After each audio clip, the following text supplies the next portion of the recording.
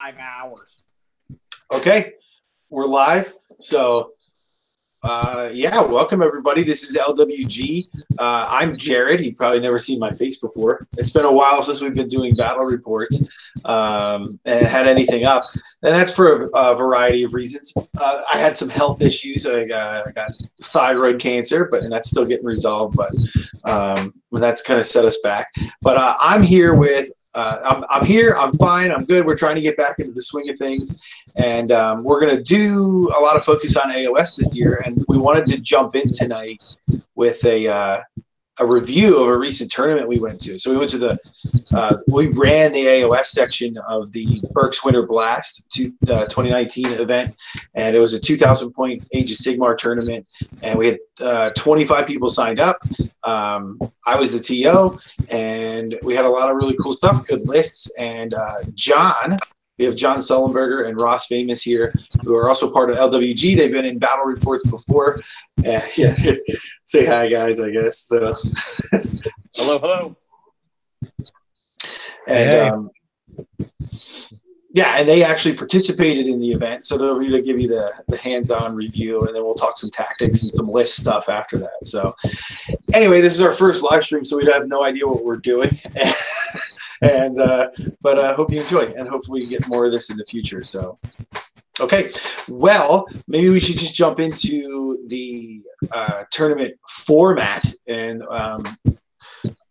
so I guess we can go over that, and then as players, it would be good to get feedback from you guys about what you thought about that, so maybe we can make improvements for next time too. So yeah, so I guess just in general, the format that we were running this time is we tried to make it as standard GW fair as you can get. So we went with made a rules packet up with like a random table that has random selection of missions. So we had a 3-round tournament, and each round I would roll a dice as the TO, and it would either be on there was a D3 chart. So we had the 12 GW missions broken down into 2 charts, and we would roll them up. So I actually forget offhand what missions we played. Maybe you guys remember. So yeah, I have those. I got the missions.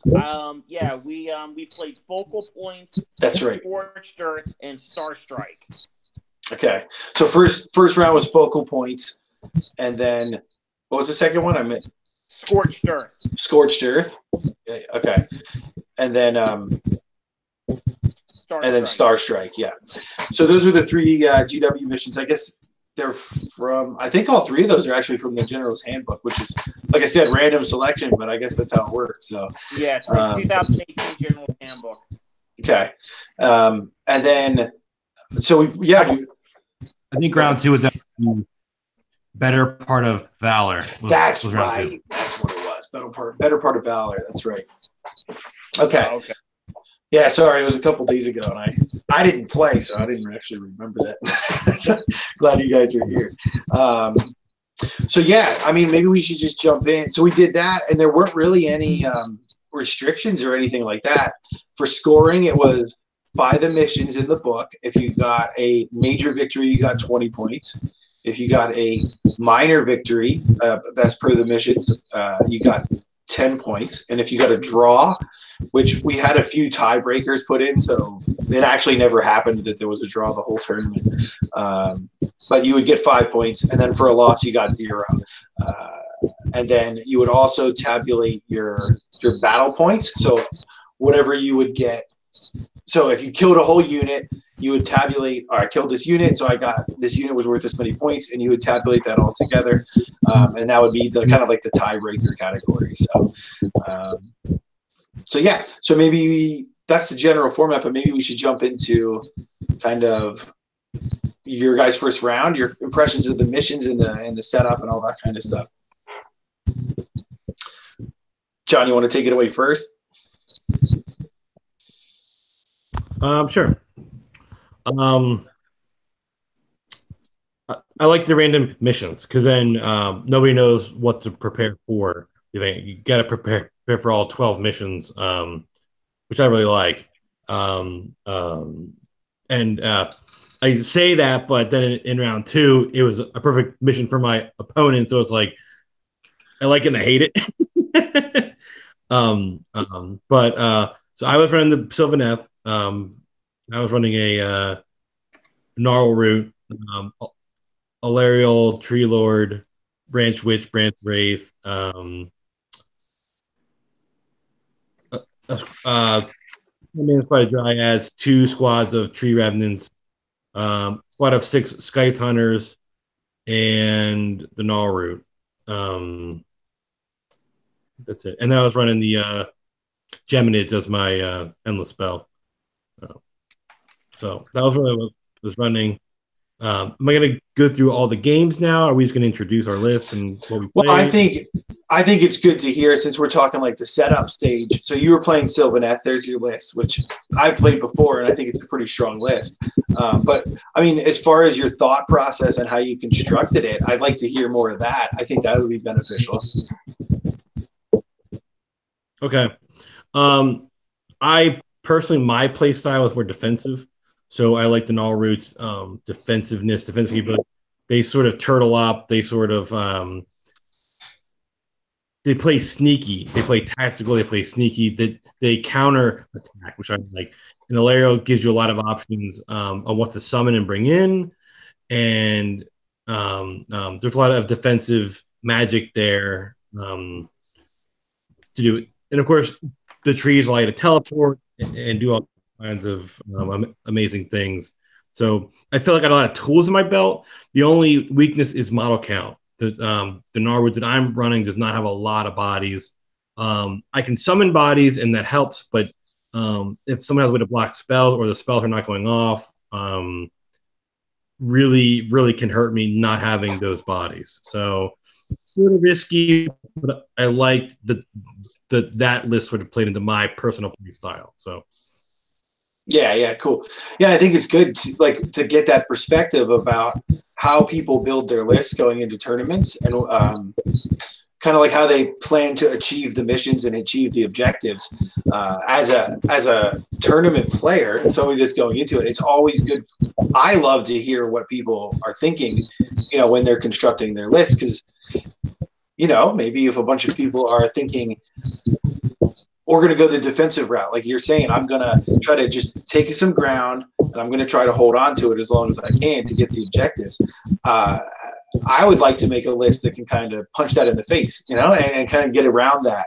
And I think that would be a good advantage going into a tournament. And yeah, in Age of Sigmar, you can really do that kind of thing. A lot of factions can bring different types of lists depending on what you're up against. So I think that's really good. So, but yeah, why don't we jump over to Ross?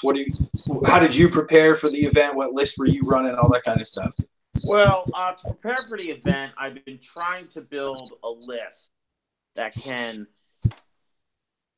essentially smash my opponent in the face and pretty much table them for the best of my abilities. Table them. I've been playing Stormcast Eternal since the beginning of Sigmar, and I've unfortunately I've been trying to do it all Liberator, heavy on the original list that came with the original Stormcast box set. But those troops I felt were too slow and could never do enough damage. So I pretty much for this tournament played an Extremist Chamber list. So it was pretty much I took 6 Desolators. Those are the Dragon Riders with the axes. I took a Drakestorm Templar. That's the giant dragon for Stormcast. A Knight of Zeros, a Lord Arcanium, a Lord Castellan, and 2 Lord Relictors. One with Translocation and one with less weapons. And pretty much my entire list was just designed to buff the dragons, send the dragons forward, and just wipe out anything that's in front of me. And pretty much that's what my list did for the tournament. I did only go 1 and 2, but I was happy with how the with how the list did perform. And I think I'll be playing. When I get a little, I'll be playing more with this type of list in the future, because it can just deal with those big monsters, those big unkillable units that people create, you know what, you do 14, 15 wounds at 2 damage apiece.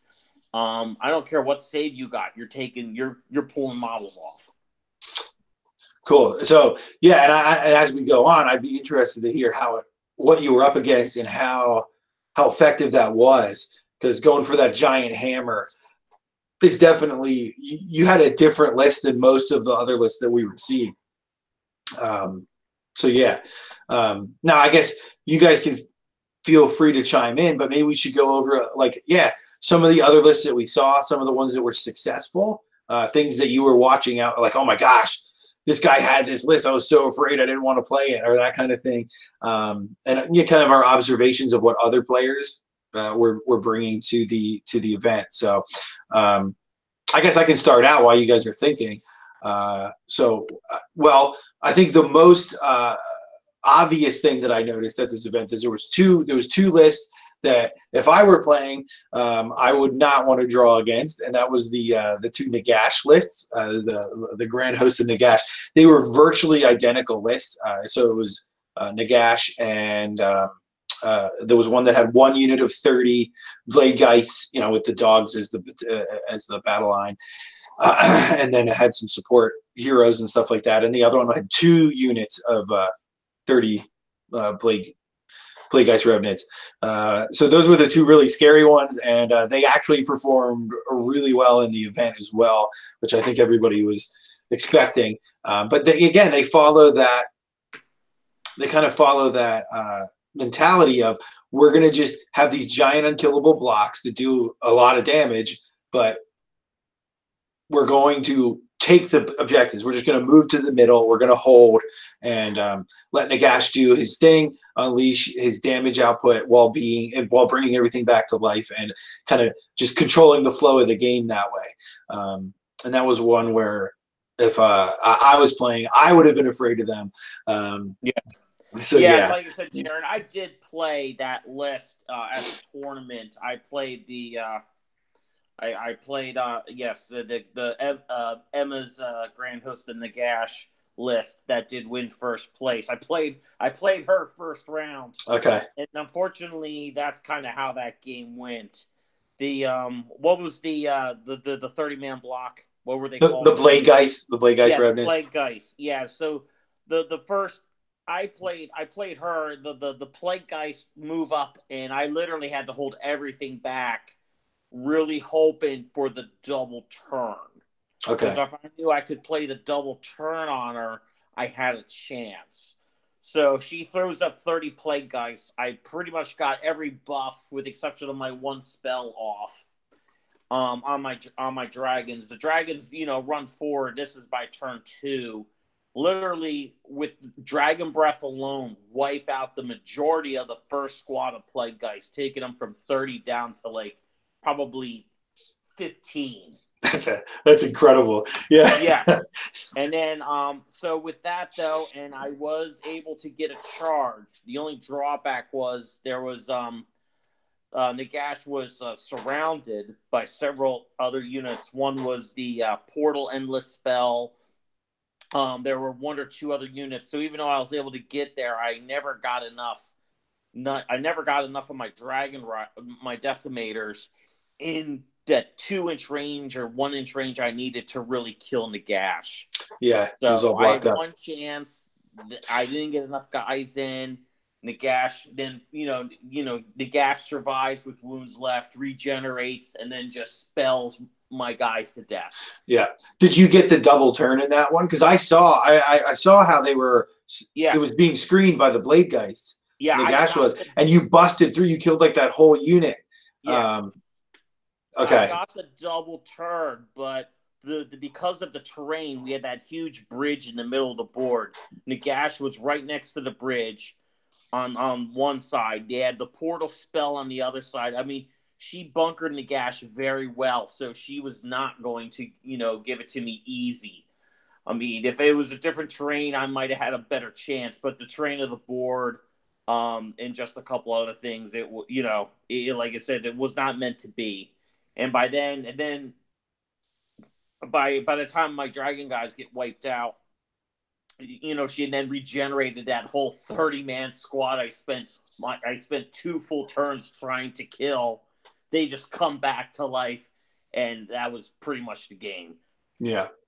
Well, right, and I guess that's one of the drawbacks of your list is when you're playing against an undead army like that, you don't have the body count to get to all the grave sites to block them. Yeah. So, like, if what happened where you can't get to that, if you can't get to Nagash, that's what's going to happen every time. So, well, like it was just also every turn Nagash's command traits going off where everything is now fearless, and everything gets buffs to their saves, everything gets buffs to hit. I mean, that is probably, I don't know, that has to be about the best command trait in the game I know of. It's pretty good, yeah. Yeah. I mean, having command trait that does 3 different things that just makes your army awesome. Oh, it was. Well, he's the man right now. He's the guy to prepare for. I mean, and that's the thing. If you're looking at an event, there was 2 of those lists there, and ours is a pretty small. It's a smaller scale local event, but I think we have decently competitive people, and there you saw 2 of them. I don't see how you can ever expect to go to an Age of Sigmar tournament right now, January 2019. This meta, you're going to run into this list. You're going to run into Nagash. You're going to run into the Blade guy. So it's something that you're going to have to prepare for because it's going to be on the top tables. It's a powerful list. So I don't think it's unbeatable. I just think that in this meta, it's very good. So let's talk about that. I mean, why is it good? It's good because it's really hard to be on a mission where you have 4 or 6 objectives that you're trying to be on to hold, and then you're also trying to be on the grave sites to stop the reposition of units. Like, a lot of lists can't throw that many bodies at the board or have that much control on the board, because he's going to, and a gas player is going to use those blade guys to screen areas of the board off so you can't get to those areas. Right. And with 60 blade guys, it's pretty easy to do that. And I think it does happen in your game, Ross. You just didn't have enough bodies to cover the entire board. And, she kind of knew that and was, I don't think there's anything you could have done running an elite list like you ran. I mean, I ran an elite list too, and I know that struggle of trying to cover as much ground as possible, but just not being able to do it. Why it's really and this was, and for me, this was the first time I played this list, so it was kind of now that I've seen it and I can see what it does, will things go differently? Could things go better next time? Possibly. So that's what I think about events like the event we had where. In our local, you get these outside people that bring lists that don't exist in your current meta, so you could definitely get to expand your experience in the armies that you face. Yeah, I thought that was invaluable because we have some really good players in our club, but there's currently right now 11 of us that play. 11, 12 of us, maybe a couple more, but they're not right now. But and we have a league going on, and you only get to experience so many play styles, so many lists. So I thought it was really cool to see all the different play styles brought together from kind of our partner club, Basement Wargamers. They have a lot of AOS players that we don't get to play with. So that was a huge plus from the tournament. Even me not playing, I still got to see all these other lists and what other people are bringing. And I thought that was very helpful for my own pre-game planning and strategy and list building, looking at what the meta is in our area. So, but yeah, I think going back to what John said, I think you're right about, okay, here's Nagash, he's screened. This is what's going to happen. If you have your traditional army, you're planning on just running in there and using brute force. Well, you're never going to get to him. There's going to be something in your way, whether it's the dogs or it's the invincible ghost squad that just comes back to life. So what do you do then? So what would be your plans then? Both of you, I guess. How would you go about attacking that with your list? Well, it's like I said, my list is designed to play for the double turn, and with my list, you get one shot at it, and I have to hope, I can get in position, I could take out the screen with their Dragon Breath attacks. I mean, the one attack alone, I got 15 wounds. I got put 15 wounds on those blade guys, and they all just vanished when I did that. Well, and I like your list because I don't know if everybody's aware, but you're using the Anvils of the Heldenhammer with your and you're running the 6 Desolators, right? Yeah, the ones with the axes. So the Dracoth Riders with the axes. And I don't know if everybody's aware of how that works, but one of the things that you were having a lot of success with, at least that I saw, was that double lightning breath shot. So you can shoot it in the hero phase, and then you can shoot it in the shooting phase, and then still chop them with the axes in the Dracoths. And that did come very handy. That did come very handy in this whole tournament. I would definitely suggest that for people out there who are looking at their storm hosts, that if you want to play like a very hit and get in your face list, then the Anvils of Heldenhammer are the ones to go for. I mean, paying 1 command point for a free attack in your hero phase, you can spend that on a unit that can put out 15 wounds. I mean, it is absolutely invaluable. Well, and you were comboing it with the Drake Sword and Templar to get that +1 to hit from his bow attack. Yes. That was making the Dracoth Breath amazing because now it's hitting on 3s instead of 4s, which is just huge increase. Then I had my Relictor giving it blessed weapons, which then actually every time I get a 6, I get then an additional hit. Yeah. So that also came in handy, especially if I couldn't get all 6 of those Dragon Breaths in range. If I only got 2 or 3, I would sometimes, if I rolled real lucky, I would end up with even 3 or 4 Dragon Breaths. Yeah. So the list is designed to, I think play how GW wants you to play Sigmar, where you have your units, you buff them up to, impossible to the best you can, and then just run them forward. Yeah. Well, and then I guess the problem that we're running, how do you get to those characters that are buffing the Nagashes or whatever they have back there? I mean, if you're doing something like that, it seems like you're going to run right in the middle. And then once you're in the middle, you can shoot the lightning past the front line and try to get some of those characters. Yeah. So also the Drake Sworn Templar, they have they have their dragon. The dragon has a breath attack. One is essentially a fire attack where you roll a dice for every guy in the unit, and on a 6 you can do a mortal wound. Or you can roll a d6, and then on the 4 up, that unit takes d3 mortal wounds. I would almost always use the Falling Stars one because I could pick off all these small little wizards and support characters that my enemy has at range, and just basically just hit them with mortal wounds for the first 2 turns of the game before my guy's even close enough to do its Dragon Breath. Yeah. So definitely bringing some shooting to bear to try to get those characters in the back, or at least put some pressure on them, to keep them away from the middle, or don't let them go where they want to go. Okay, so that's a good strategy. So I was going to ask if you had any learning, if you learned anything from this event. And I know we were chatting about some stuff earlier, but maybe we'll save that for the end. Like, what would you change on your list? What would you do next time? That kind of stuff. But maybe we should save that for later. So I don't know. Let's jump over to John and see what he would do about the kind of that part of the meta that's big. How would you solve the buffing characters in the back? How do you get to these guys? John. He's got to unmute. All right. I think playing a gnarl route in the way that I'm playing it, it's rough. It's rough to get to. If you're going to screen me out, I'm running an elite army. So if you're going to screen me out, it's really hard for me to. I don't have a lot of ways to jump over screens. I have to rely on my tricks. I'll be honest, and playing smart around objectives. Very concerned about the Nagash list because I don't really have anything that can sort of quick pounce and take him out. So I was more to have to rely on ignoring him and sort of trying to bog down the blade guys and just play smart defensive games. Jump on objectives early and just sort of give him things.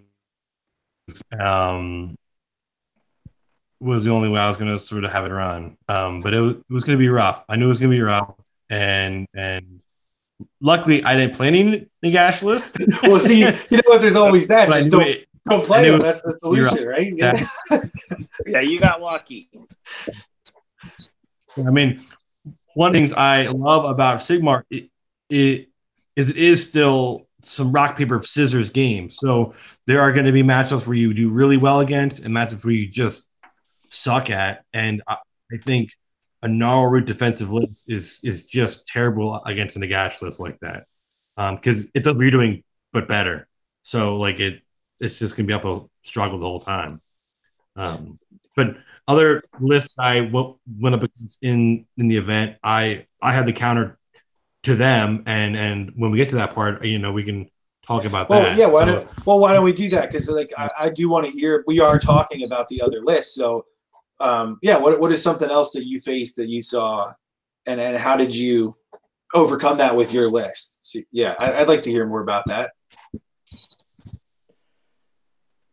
Well, one of the list that I was afraid of at the beginning, again, running an elite army, a defensive elite army, is anything with board control, like big masses of hordes that are hard to chew through.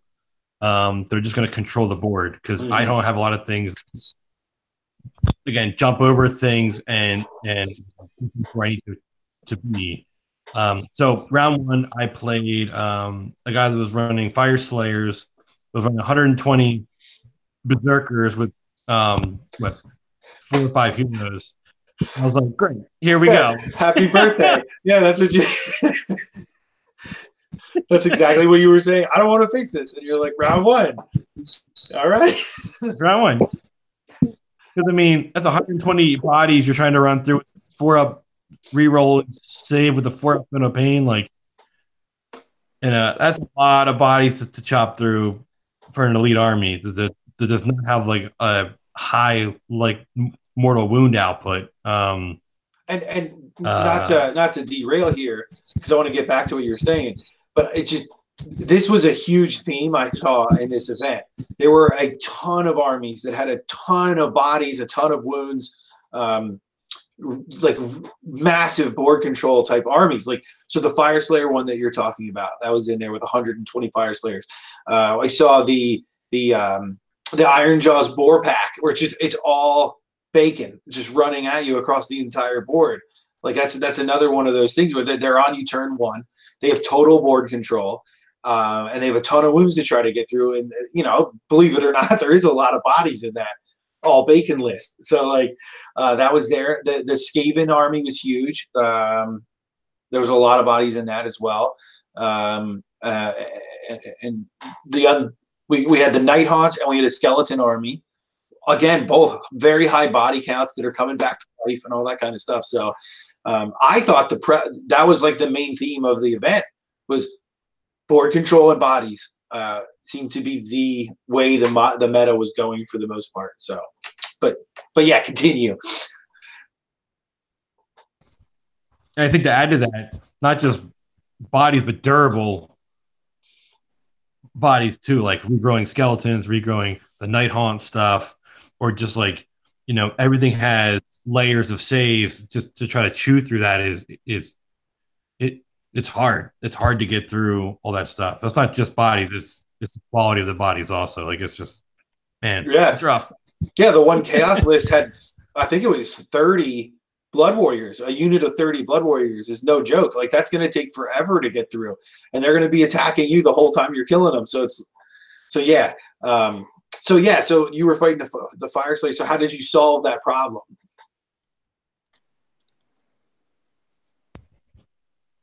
Yeah. Honestly, I'm a wolf pack. So I would sort of so that was focal point. So it was all about controlling the objectives that were opposite each other. So I jumped on the center objective turn 1 with a good run roll and a summon from Malario on top of the objective in the middle, making him come at me. So he had to come at me with one of his units to take it back, which strung him out. And then I was going to pounce him with 3 squads and sort of take out a unit at a time. One of the other strategies was, he was running 1 battalion, so we had command point to start. So trying to bleed him of his command point so he couldn't use it to negate battle shock also, which was big. So you start to plink off wounds here and there off each squad, 6 guys here, 6 guys here. All of a sudden, dwarves start running without taking saves. It's a really good thing. And trying to chunk out the tiers of the Feel No Pain was also big. Trying to get them out of that 4+ range is huge. Right. So I did end up being successful in that game,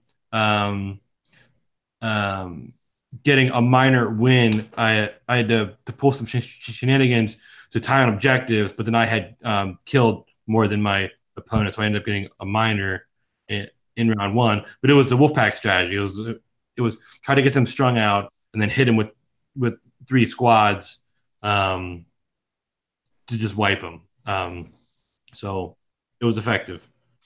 I would concur with that because, you guys know my list, but I guess if anybody's watching, they don't know my list. I play a similar type of list with Stormcast. It's a shooty army, Vanguard-based army with lots of movement. And I played Fire Slayers before. Like they're outnumbering me like 10-1.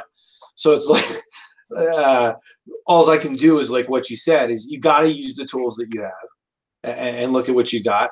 If the dwarves are slow, maybe they can drop a 1 or 2 units behind you with their mining thing. But other than that, once they're on the field, they're committed to an area. If you can wolf pack them, just take your whole force like the tip of a spear and hit that one little squad and just wipe it, and then move to the next one, and then move to the next one. That's the exact same tactic that I employ, and yeah, it does work very well against them. Yeah, Jared, because I had to play the 300 goblin army. 300 grots, that's right. Yeah, those grots. Yeah. I had to play the 300 grot army. So this was a Grand Alliance Destruction army, which had 300 grots, 3 rockalobbers, 2 wizards on wolves, and then 1 orc war boss. Yeah, the Grotnitis.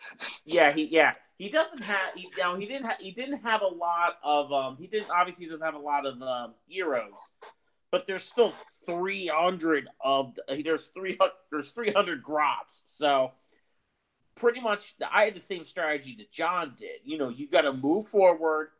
Now our mission was Star Strike, the one where the meteors fall in turns 2 and 3. And the first one falls in the middle. So first things first, I take my 6 fulminators and just pounce on his first squad that he has there in the middle.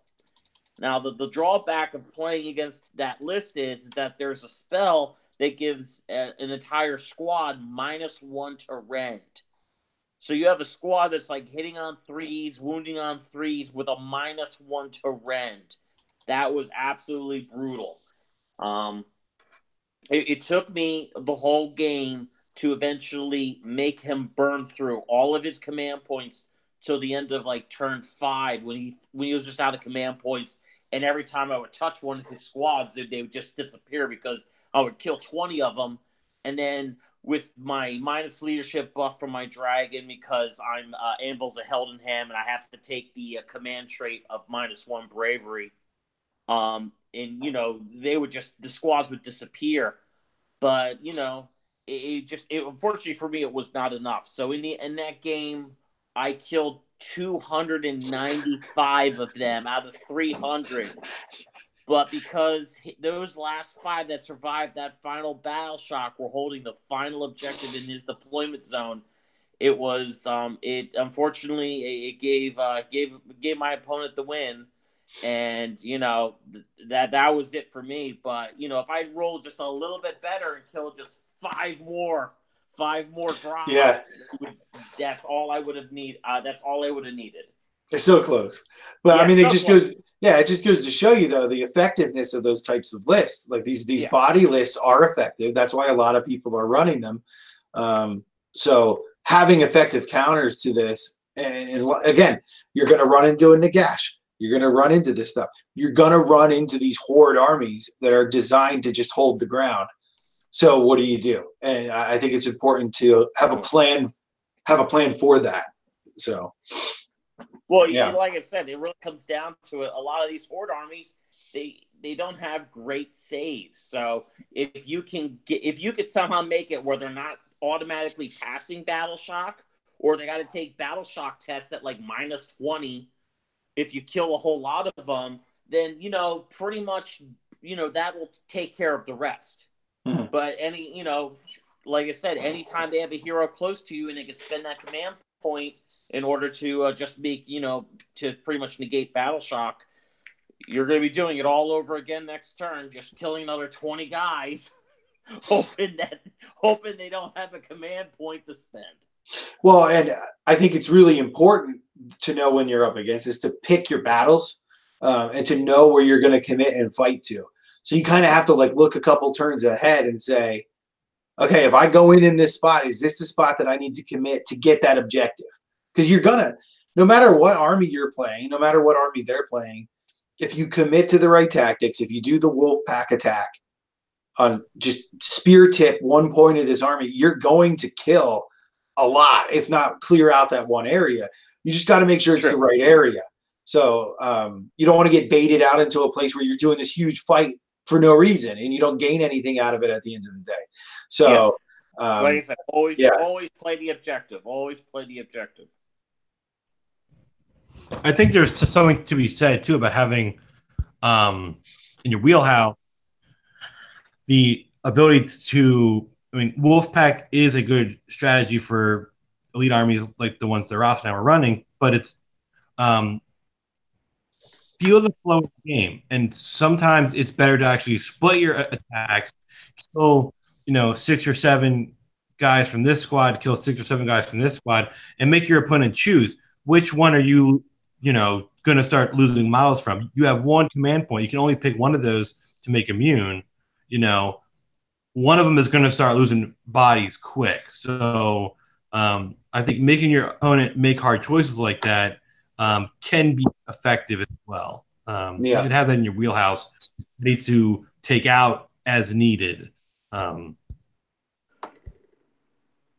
That's very true, John. But like I said, the problem I would run into, especially in my big Grot game, would be he had built up, because we didn't hit each other's lines until turn 3, and we didn't actually start getting a combat until turn 3. So what happens? We each of us had this huge surplus of command points that we haven't spent. So first couple of rounds of combat, he was literally able to spend them at will on just, they're immune. So it's also, like I said, the drawback is if you're playing a list that's not putting pressure on your opponent turn 1, making them spend command points, that could come back to haunt you too. Well, I mean, there's more than one way to skin a cat here. If he doesn't have heroes, he get to use those command points. So yeah. That would be Now I was trying to snipe off his wolf wizards, his wolf riding wizards, the whole time, but yet I could not roll a 4 that whole game and put on them. It was like one of those games where you just could not roll the roll you needed to do some damage. Sure, and that happens. I think this is where shooting comes in, and I know it's out of style right now. At least in our area, I did not see a lot of shooting lists. Well, there was a Cadron's Overlords list that was shooty. Now, they kind of suffer from their own set of problems, but at least they did bring the shooting there. And there was a Zinch list that had a decent amount of shooting. But again, these are two armies that, while they did have shooting elements, they're suffering in a lot of other ways with the point costs on their units and stuff. Are just, they got hampered since AOS 2 came out. I expect maybe in the future that'll get adjusted in a better light for them. But I guess it begs the question: are you guys going to be altering your lists or changing up your tactics here to fight this kind of stuff in the future? Adding shooting in to threaten those characters. Yeah, what are your thoughts on that? Well, right now, I feel that my list, the way it is, just needs to. I am going to play with it a little bit, but that is only going to be with changing out possibly some support characters. I am going to be sticking with 6 of the Stormcast Dragon Riders. I am thinking about taking out the Desolators. Taking out the Desolators and putting in the Spear guys. The Fulminators, yeah. The Fulminators, and start experimenting with them. But I do see the style of my list staying the same. I don't think the problem is, there's not a lot of leftover points on my list to put in even a single shooting unit. Right. So, well, I mean, but there are some tricks that you could do. Again, the Fulminators are fantastic on the charge. Obviously, the Desolators are going to be the ones that are better when they're stuck in. But that can kind of be hampering because once you're stuck in, you're stuck in. You can't move anymore. Against these big horde armies, you're stuck there the whole game. So I know we were discussing it earlier, and I think it's a good time to bring it up about if you have the Fulminators and you put in the Knight Heraldor with the trumpet, allowing you to fall back and charge, I think would really open up some options for you there. So you can hit really hard. If you want to stay stuck in, you can stay stuck in. But you can always fall back and charge the same unit, or you could fall back and charge, go to a different area and hit a different area of the board with the huge Fulminator charge. I see that being a little more tactically flexible in the future. So yes, I like I said, I know when we discussed this after the tournament, I really did had to start to think about that, and I do feel that will work. But then again, it always comes down to the Knight Heraldor being able to give you that ability. The Knight Heraldor must be, I believe he has to be wholly within 12 inches of the squad in order for it to work. So always making sure there's a Knight Heraldor there. That's going to take a little bit of practice on my part for optimal hero placement to make sure those abilities go off. Yeah, that's the one thing I found about Age of Sigmar. You really have to find a list you like and just practice with it. I agree. Practice with it, you're going to make less mistakes. And there's having your guys where you want them in order to do what you want them to do. I mean, that's going to win you more games than it won't. Yep. Well, and if you get smart because you can deep strike him, you can use the deep strike on the Herald, or if you get smart with the placement and you kind of know how much damage output after you play it after enough practice that the Fulminators are going to have. So you can kind of look ahead and say, all right, I need this guy to be here, or I need him to be over there. And how close you have to put him in there to make sure that he's getting the use out of that ability. But I can see that being really powerful. It would free up your unit to be much more versatile and hit different areas. Because a lot of times when I'm in combat with the unit, I immediately go when I say I'll use my my command ability to attack again. I will almost always use the axes because they'll do more damage than the breath. Now I have the ability, if I wanted to fall back. This would, of course, be after the hero phase, but I would fall back to be able to get out of combat so I could shoot at one unit, assault another unit, therefore actually really doubling my damage potential because you could have the most destructive unit of all, but if it takes them 3 turns to kill one enemy unit, it's usually not enough. Right. You have to be able to multitask and take down the units you want to take down. Yeah, and I think it's proven through this that movement is huge, and having the options is huge to victory in AOS here. I saw that time and time again, and not just your guys' games, but everybody's games. Is the armies that are quick, that can get where they need to go, are exceedingly effective. Like we had one Ideneth Deepkin player, Josh Booze. if he sees this, he's from our club. He had a rough day. He didn't really win any games. He didn't really win many of the games, but oddly enough, he had the most kill points out of everybody in the whole tournament by over 1,000. So he killed over 1,000 points of units than the winner. He was doing a ton of damage, and he was losing a lot of his guys too. But I think that's due to the nature of the list he was playing. He was playing the Eels with the Eidolon and Captain Unicorn. These are really fast, really hard-hitting units, and he was able to circumvent these blobs to get where he needed to go and kill the things that he needed to kill. It was exceedingly effective. He just didn't have the body count to hold down the objectives to win the games. So yeah, I think speed can give you these options that you don't normally have. And I think it's important to plan for that. So yeah. Okay. Well, that's a good intro to start here. So I don't know if you guys had anything else you wanted to discuss on some of the other games you played, like some of the other stuff you ran into. Yeah. Why don't we go through our round 2 and round 3 real quick? Sure. So my round 2, again, round 1, I got a minor against the Fire Slayer. So I was put up against a 2K Stormcast Gav Bomb, and so it was the better part of Valor. So it was 6 objectives, and you could burn them at the end of your turn, but they're worth however long you've held them, which is a really good mission for a Gav Bomb and a really bad mission for an elite army to have to string out across the board and try to protect and threaten 6 objectives is not what I would want to play.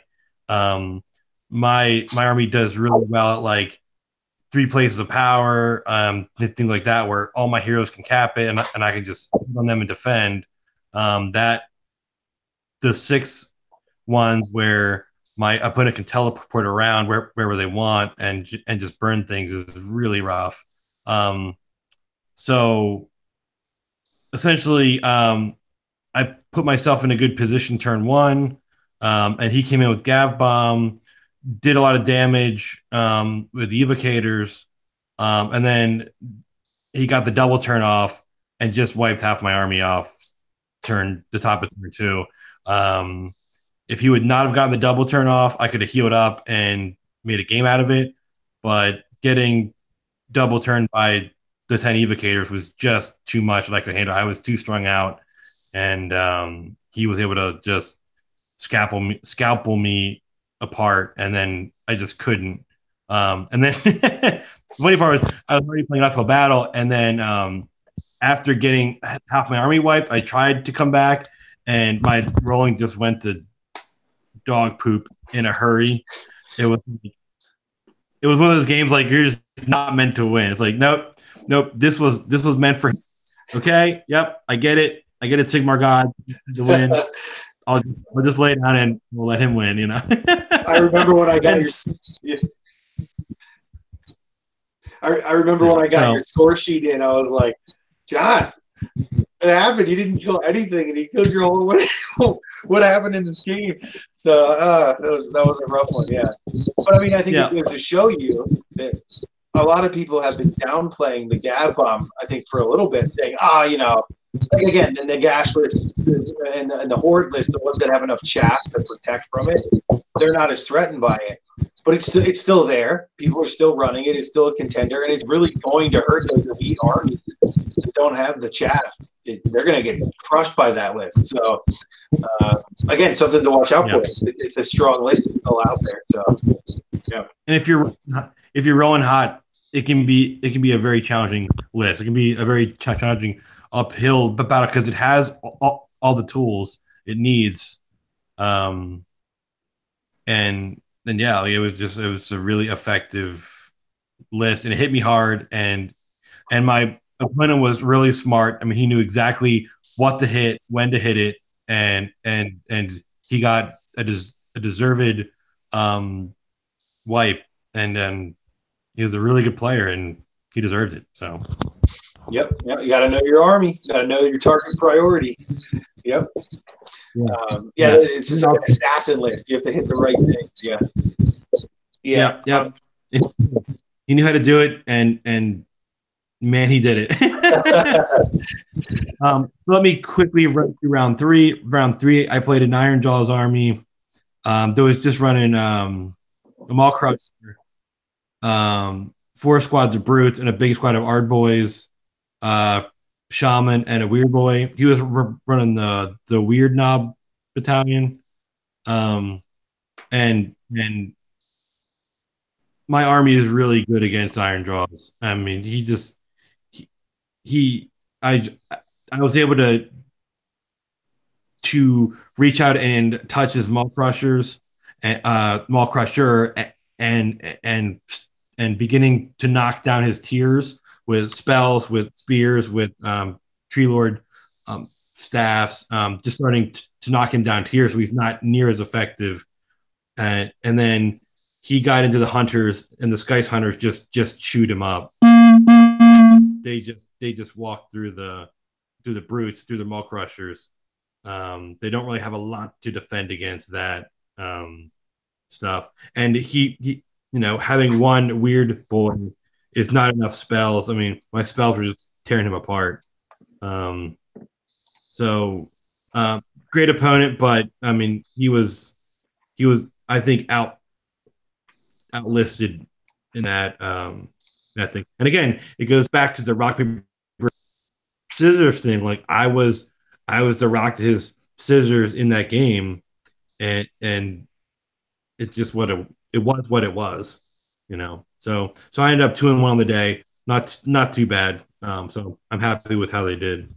So with the Iron Jaws list, I wanted to ask the question: do you think? Now this is a weird question, I think, but I still think it begs to be asked. Do you think he was too aggressive with his list against? Because I have noticed playing against Sylvaneth a lot.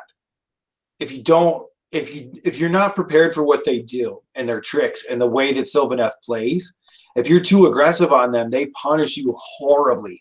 So I was wondering if that's kind of what happened, if he just kind of just flew the Maw Crusher up there and everybody ran right up. So that was Star Strike. So on turn 2, the objective came down to the right side of the board, and I had my Tree Lord Ancient there, so he jumped on it right away. And I think my opponent got worried that he had to contest that objective in the middle, and he did pull his Maul Crusher out, I think, sooner than he would have liked. But again, I think he was also concerned that he was getting plinked from 24 inches away with spells and spears, that he's like, I can't just keep taking these damage from this distance. I got to get in there and get my points back for this giant toad dragon. And I mean, so he came in against the 6 hunters, and it just wasn't pretty. Yeah. It might not have been the best target for them. Yeah. Or for the dragon anyway. So. And once he lost a Maul Crusher, I mean, Bruce coming at me I'm not worried about that. The hunters are durable enough to take them on. Yeah. I'm worried about the Maul, but I definitely think Iron Jaws have a huge uphill battle against Sylvaneth. It's tough for them. I could see like the Boar list doing a bit better just because of its massive speed, but then they're going to have to run through the trees, and the trees are a real problem for this 5-win model. So it's like, yeah. So, well, anyway, it sounded like he tried hard. I was just curious because I'm starting to learn to not be as aggressive as I normally am. Because like I just want to get in there, I want to kill stuff, I want to get the objectives, and what ends up happening is I commit too early a lot of the time, and end up getting punked. So yeah, cool. So Ross, what about you already shared about you played Nagash and the Grots. So what about your round 2? Yeah, my round 2 is against a Stormcast player. he was pretty much playing a sacrosanct chamber list where he had all the models coming out of the primary of the new 2.0 box set. Mm. So he had the baseline troops. He had a squad of evocators. He had like several of those cannons. Oh, I can't remember all their names. And pretty much this was the type of game I was kind of hoping the type of army I was hoping to face, because he was spread out amongst the board. I was able to rush forward with, his distance damage output to me wasn't that much. So I could take my heavy hitting units, my fulminators, my Templar Dragon, one squad of guys, and I just went from one objective to another, just wiping out everything in their path.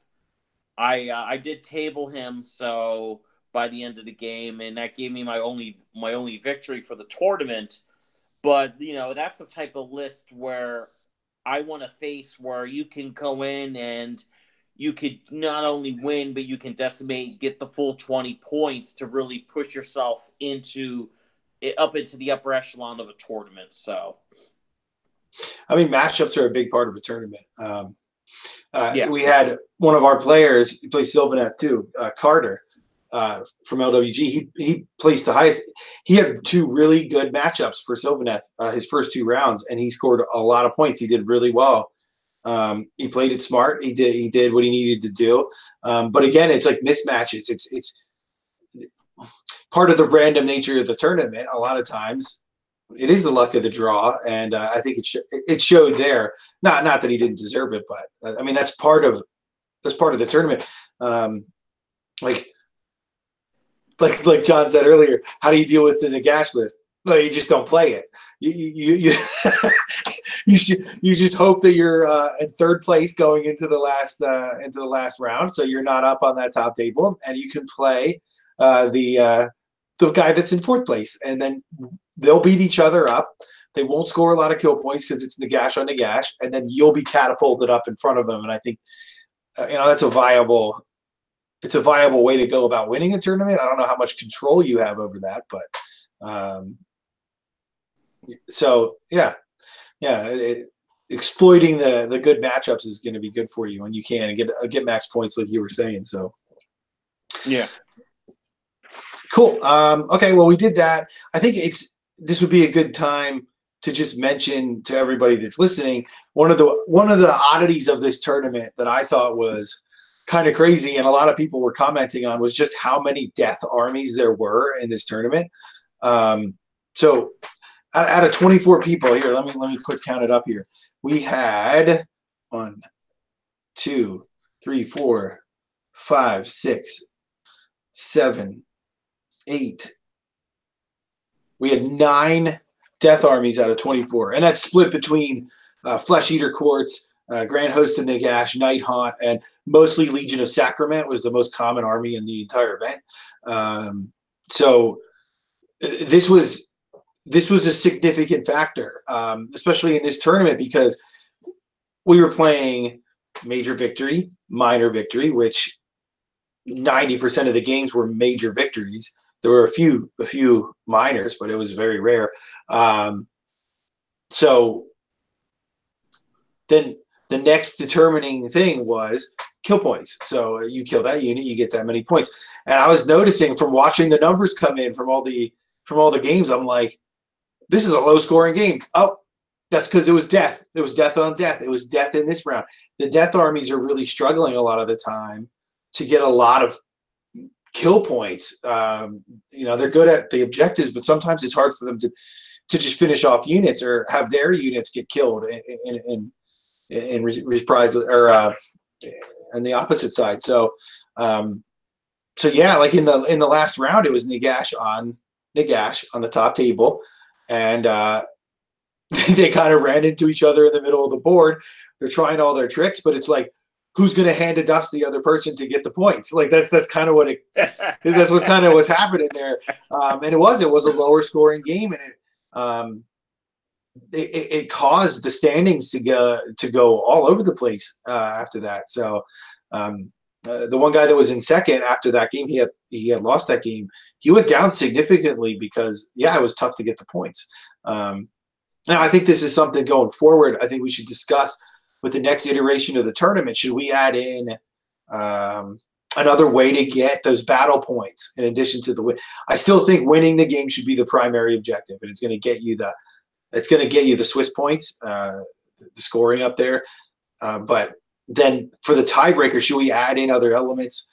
These are the things I was thinking. So I don't know. What do you guys think going forward? Should we consider having more than just kill points be that tiebreaker element or that placing element? No, because any horde army is going to be very good at objectives, but may not put out a lot of kill points. So that's going to be the balance that you're going to seek. Are you going to sacrifice your ability to sit on all objectives and play till turn 5, or you're going to play killy stuff? You have to do that balance, and that's a part of the game right there, finding balance. Yeah, you can play a list that's going to get you to the top tables, but at that table behind you, one guy obliterates the other guy and propels him into first place. You know what? That's fair. I mean, I see what you're saying, and I tend to, at first glance, go with you and say, okay, so to win AOS missions, you have to win the objectives. That's what it is. You hold the objectives to win the missions. That's pretty much what every single one is. Okay. So I like the idea that the tiebreaker is not about holding the objectives. It's about another element of the game. And because you're right, like these armies that are built to hold objectives are not necessarily built to get a ton of kill points. And I kind of like that give and take element there. But that's not to say it should be all about kill points. I mean, I was even considering, like, what if we said, okay, it's kill points plus it's how many points that you got on the mission, if you will, added into a pool for tiebreakers. Because as it is right now, it doesn't matter how many points you score over the other person. You just have to get the win or the minor win. You know what I'm saying? So that doesn't necessarily reflect how the generalship that it took to control the board and to get all those points. So maybe that should be reflected in the tiebreaker score as well. I didn't know your thoughts on that. I think that could get a little. I'm not exactly sure how that would work in Sigmar, because if you're now going to start combining kill points and holding objectives, it's still the tiebreaker. Most games don't end with the primary victory, or most games don't end with a true tie having to go to kill points. How many minor wins did we have in the tournament? Can you count that up? There was like 3, but I don't think I'm talking about it for a tiebreaker. It's mostly placement in the tournament. So like, because there's gonna, at the end of the tournament, there's 3 people that are gonna be 3-0, and then the vast majority of people are going to 75% of the event, right? Almost everybody is going to be 2-1. Well, I think actually, Jared, you may not have to worry about that. Or 1 and 2. We had 24 people this tournament. I can almost guarantee our next tournament in May that we're going to hold, we're going to have a lot more than 24. Sure. Right. But it's like, basically, it's the way it's organized is all the people, it's by records. So 3-0 people, and then they're organized by these secondary points. The secondary points are what determine the order of that bracket. So That's what I'm saying. Should we have more than just kill points as the determining factor there? Should we? Because winning the missions is definitely weighted towards controlling objectives. That's why I kind of like the secondary being weighted towards killing, but it doesn't have to be just that. Because like if somebody controls the board the whole game, maybe it should reflect in how well they played, how good of a general they were, because they got like 40. It's like 40-2 on the score, but they just get a minor, or they just get a major victory. Should they be rewarded for that blowout on points in some way? Is I guess the question. What do you think about this, John? I would agree with one of your initial statements where you said you like that it's opposite of sort of the objective game. Like it's like if we look at what happened in our event, the armies that are running Nagash and 60 blade guys are it's impossible to get kill points off that list. Like it's going to be almost impossible to get points off that list. Well, unless you kill Nagash. See, if you kill Nagash, you get like 1,000,000 points. For that list to kill. So there's nothing really like, unless you go run at Nagash, straight at him, it's hard for that list to get kills points too. Mm-hmm. They control the board, but they just sort of just sit there all game. Well, they hit pretty hard, but I agree. They're not designed to be like mass killing. Like it's not a scalpel type army. It's a board control army that can punch you in the face too. That's why it does so well. But yeah, I like the opposite. I think it's fine keeping the kill points.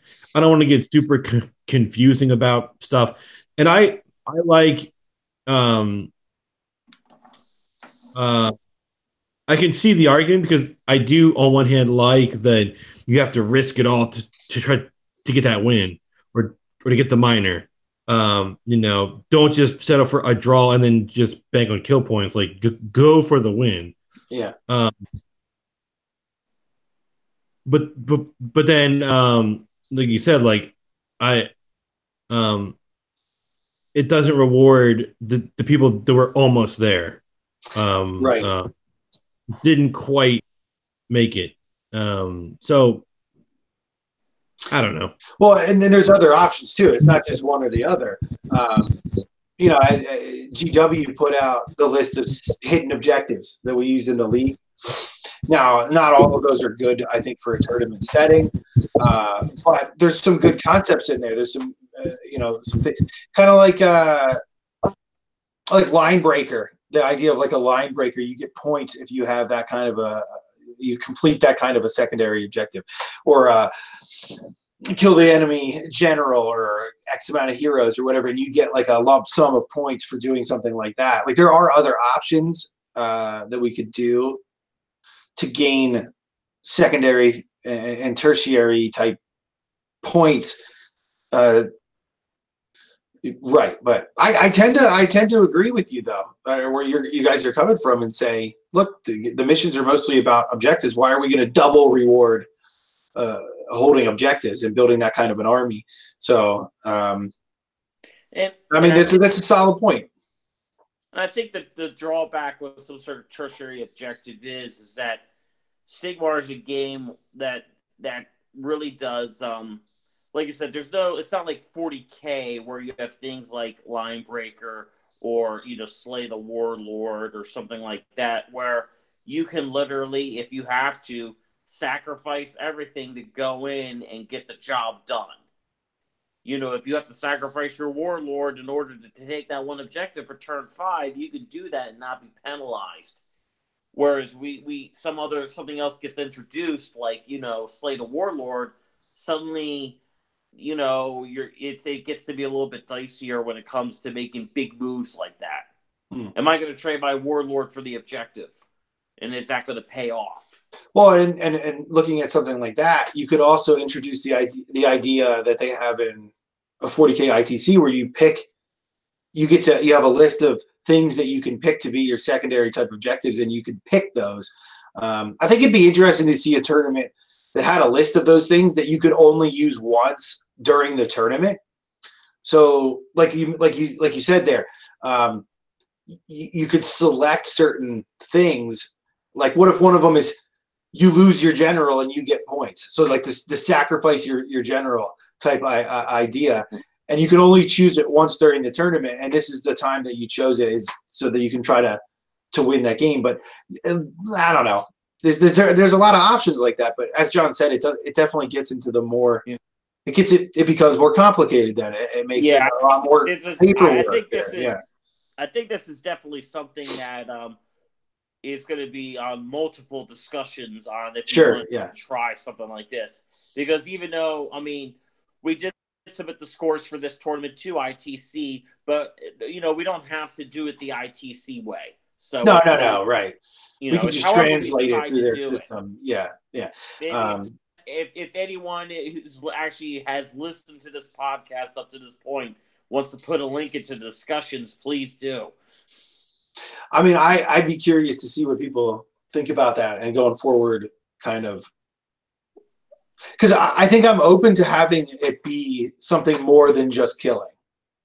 But exactly what that is, and I want to make sure that I'm not just giving double advantage to the lists that are already dominant. Do you see what I'm saying? The play style that's already dominant.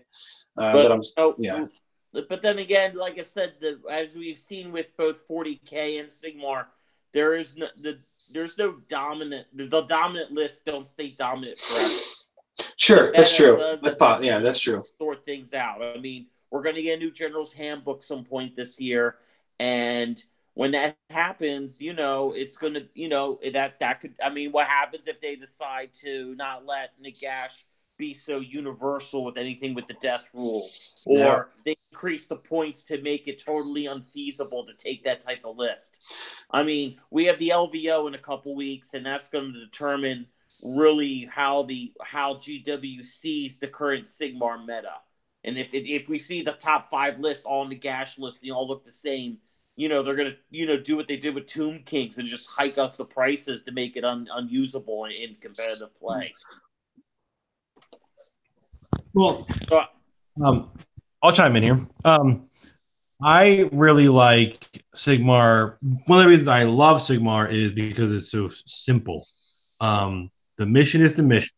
It's easy to score. There's very little arguments usually on the scoring, and there isn't this level of record keeping with all these other objectives and secondary and tertiary. We have to need a freaking calculator to figure out who won the game. Like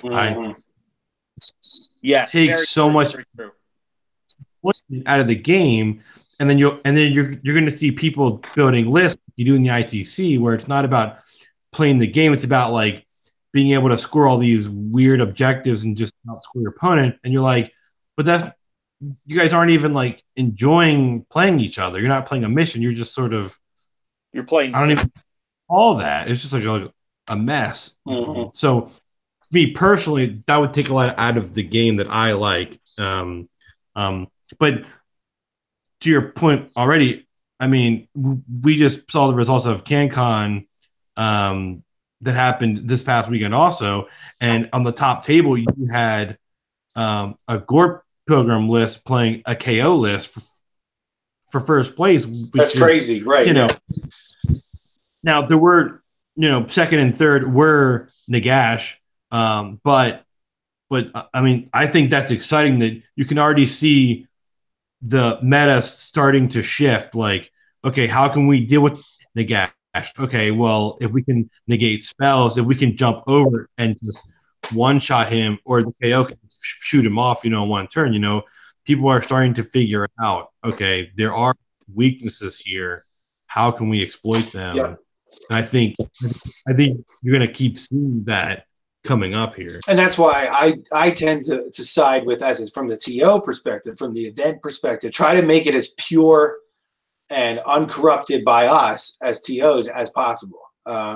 Because the more hands-off we are, I think in general is going to allow the freedom for players to manipulate and explore and unlock the meta as they need to without us. Because, I mean, the bottom line is, as TOs, you can drastically change the meta for an event by adding in little types of scoring things like that. Like you said earlier, it drastically changes things. It makes lists that were good not good. It makes lists that were bad good. And it's this just little tiny things like that. And we can't foresee all the outcomes of a little switch like that. It definitely has an impact. And that's why I tend to want to be as hands off as possible and just make it as natural as possible. Give players the freedom to do that, and yeah. So, and the good news is AOS is in such a good place right now that there's so many armies that can bring things to metas that and to individual events that might not seem like they're going to do well, and then they do. It's a lot more of a freeform system. That's one of the things I love about it as well, and I wouldn't want to impinge on that. So, yeah, well, I guess more debate is going to be necessary on this topic going forward. So we'll have to think about it a lot. Yeah, because we didn't really even try to do it, and it seemed to strike a decent balance, having the just be kill points as the secondary. Really, I think showed that some of those lists that were just trying to play objectives and not fight, they suffered a bit. They hurt a bit because of that. And to be honest, I kind of like that. I like that you can't just build the one list to rule them all. Or maybe you can. It's just not what people thought it was, So it's kind of fun that way. So, okay, well, I thought the other one last thing I wanted to mention, which is really odd, is there was not a single Daughters of Cain list in this entire tournament, which nobody was upset about, believe it or not. Yeah. So that was interesting. All death, and then some Stormcast. I think there was 3 Stormcast armies, and then Sylvaneth was at 3. There was a good showing on Sylvaneth. But yeah, I mean, the surprise. The Skaven list getting in second, and it was very close to winning, actually. If he would have just killed 1 or 2 more units in each game, he would have won the whole event.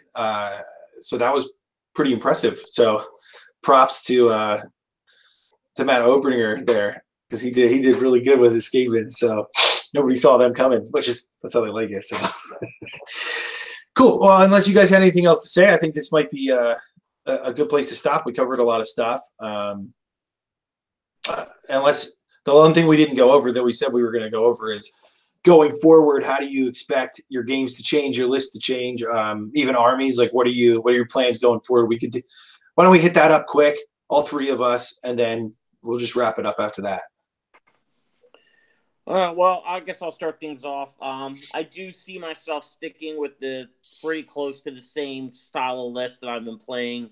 I've had the success I wanted with it. I would like to branch off. I am starting a Beast Claw Raiders list. So that's an uphill battle.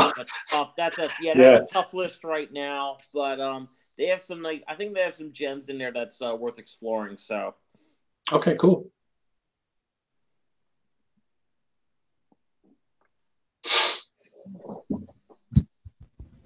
I think for the Sylvans, I think I wanted to run Alariel for this event.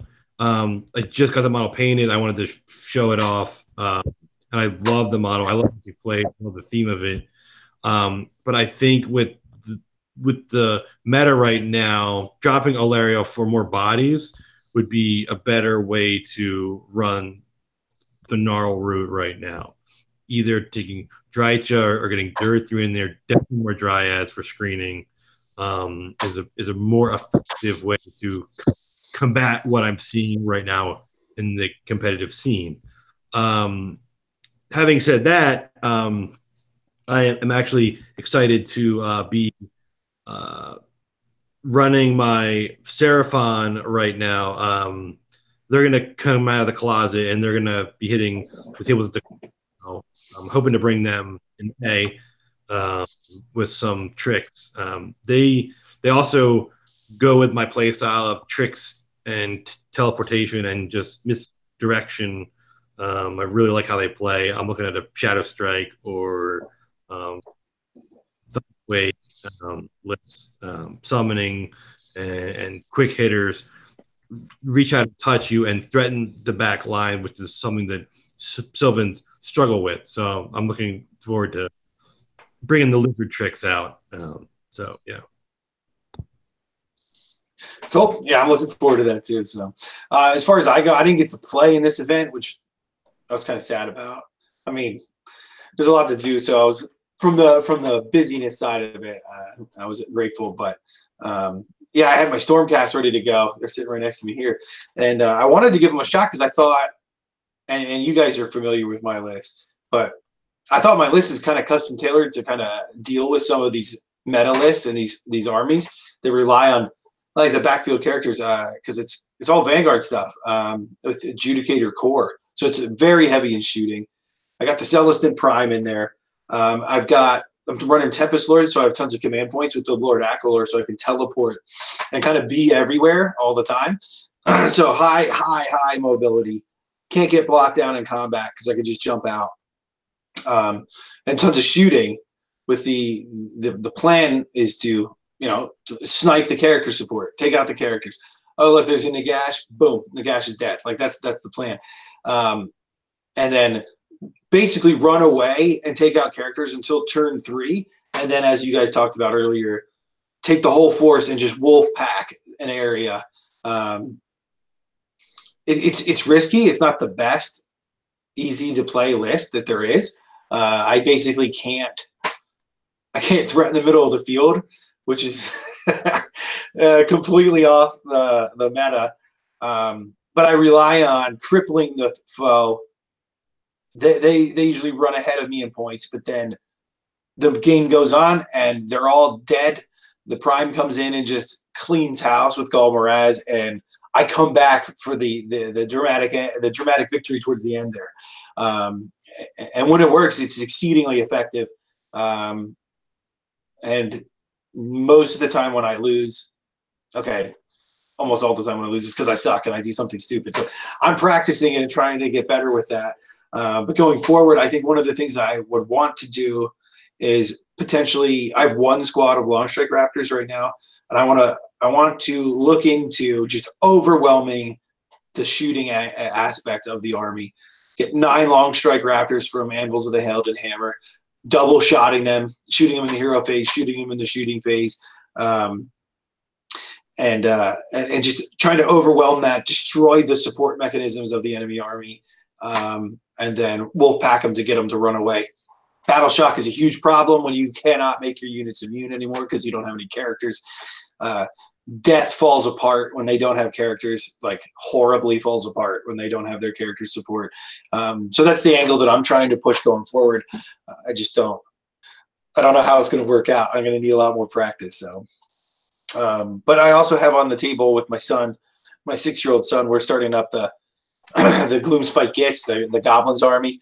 It's a pretty well balanced force, so that's coming out too. I really think the Goblins are really going to shake up the meta. They didn't really make it into this event because it's pretty fresh. It just came out, but I suspect they're going to have a dramatic effect on the metagame. They have a lot of cool things they can do. They're exceedingly dominant in the Magic area, and yeah, they have a lot of cool tricks too. So Fanatics are crazy. So they've already been tearing up on Thursday night. So I suppose we'll see more of that going forward. So cool. Did you guys have anything else? We good? I think so. Cool. All right. Well, thank you guys, and thank you for anybody that's watching. Try to get this posted up soon. Like I said, it's our first live stream here at LWG. We're going to continue. I hope we can do this on a regular basis. It doesn't seem like it's too difficult. Try to pull in some more people too. I think that'd be great. I just get discussion going for tactics and stuff on AOS. We all still kind of play 40K, but maybe that's for the next time. We'll talk about why Age of Sigmar is better than 40K. Change my mind. So, but yeah, for right now we're looking at AOS. Yeah. So, but anyway, keep in touch, and we'll see you next time. Thanks. Hold on. Oh. think we should plug our next event we're hosting, which is May 8th. If anyone is interested, we're hosting another Sigmar tournament on May 8th. Oh, you're cutting out there. Yeah, it's the event is Berks Spring Assault. It's in the Lancaster. It's in Lidditz, Pennsylvania, which is about an hour and a half west of Philadelphia. So if you're in that area, look us up. It's Berks Spring Assault 2019. Really big event, huge 40K event. There was 120 people. It was like a combined game event. It was AOS. There was some bolt action. There was a big 40K event. Over 120 people there. So it's the biggest event in our area. So if you're watching this and you want to sign up, you can look for it on Facebook. You can probably search it on Google. Berks Spring Assault 2019, May 18th. It'll be great. We're running the AOS again, 2,000 points. So, bring it. Let's go. All right. On that note, are we out? We done? Yep, we're done. All right. We're done. Thanks, guys. Have a good night. Thanks.